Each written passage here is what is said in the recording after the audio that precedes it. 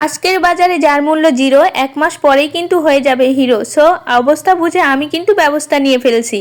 আসসালামু আলাইকুম, সবাইকে কেমন আছেন? আলহামদুলিল্লাহ আমরাও ভালো আছি। আর এই তো ফুলকপির দাম যে এত কমছে, তো আমি তো ভাবতেই পারি নাই। জামাই কালকে 4টা ফুলকপি নিয়ে আসছে মাত্র 40 টাকায়। তো 4টা ফুলকপি তো আর একসাথে খাওয়া যাবে না, তো ভাবলাম কিছু সংরক্ষণ করবো আর আপনাদের সাথে শেয়ার করব। এখানে আমি ফুলকপিগুলো কেটে নিয়েছি 4টায়, আর কেটে ভালোভাবে ধুয়ে নিয়েছি। ফুলকপিগুলো ভাপ দেওয়ার জন্য বড় একটা পাতিলে বেশ পরিমাণ পানি দিয়েছি গরম করার জন্য। পানিটা যেহেতু বেশি গরম হতে সময় লাগবে, আর এই ফাঁকে আমি মেয়ের খাবারটাও তৈরি করে নিব। বৃহস্পতিবার আসলেই কেন জানি রান্না করতে ইচ্ছে করে না, যেহেতু কালকে আমার অফিস নাই, শুক্রবার প্যারাও কম। এজন্য আর কি রান্নাবান্না ভাবলাম রাতে আসলেই কিছু একটা করে নিব। এই জন্য মেয়ের জন্য আলাদা করে খিচুড়ি রান্না করতেছি। অনেক দিন থেকে মেয়েরে এভাবে সবজি খিচুড়ি করেও দেওয়া হয় না, ওর আমাদের সাথেই আর কি যে খাবারটা করি সেইটাই খায়।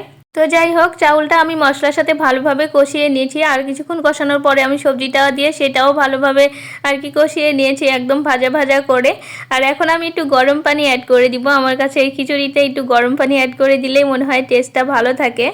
এখন পানিটা দেওয়া হয়ে গেলে আমি নেড়ে চেড়ে একটু ঢাকনা দিয়ে আবারও ওপাশে দিয়ে দিয়েছি, আর আমি গরম পানিটা এপাশে নিয়ে এসেছি। আর এবারই দেখবেন ফুলকপি সংরক্ষণ করা আসল সিক্রেট। এখানে আমি 1 চামচ বেকিং পাউডার বা সোডা আর 1 চামচ চিনি দিয়েছি।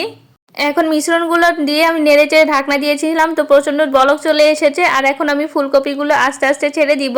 আর এই ফুলকপি সংরক্ষণে কিন্তু কোনোভাবেই লবণ দেওয়া যাবে না, লবণটা সবসময় অ্যাভয়েড করবেন। আর এই ফুলকপিতে বেকিং পাউডার আর চিনি দেওয়ার মানে মূল মন্ত্র এটাই যে এটা আপনি যখনই রান্না করবেন বা অনেক দিন পরে সারা বছরই রাখতে পারেন। আমি বেশ কয়েক বছর থেকে এভাবেই সংরক্ষণ করতেছি, অনেক ভালো রেজাল্ট পেয়েছি।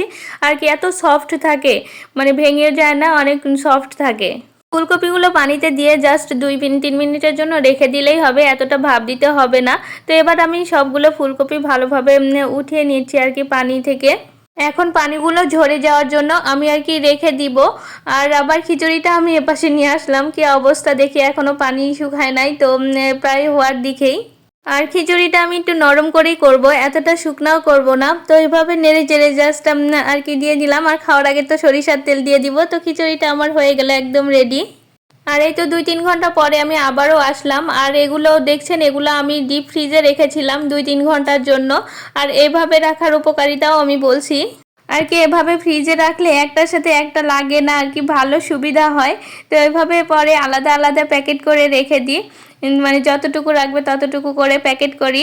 তো আমার ফ্রিজে যেহেতু জায়গা কম থাকে, আমি এভাবে রাখি না, আমি সচরাচর ভাপ দিয়ে ওভাবেই আলাদা করে প্যাকেট করে রাখি। জাস্ট আপনাদের দেখানোর জন্য আমি এটা করেছি। আপনাদের যাদের ডিপ ফ্রিজ আছে তারা এভাবেও সংরক্ষণ করতে পারেন। এখন আমি যতটুকু প্রয়োজন হবে এতটুকু করে সবগুলো প্যাকেট করে আর কি ফ্রিজে রেখে দিব।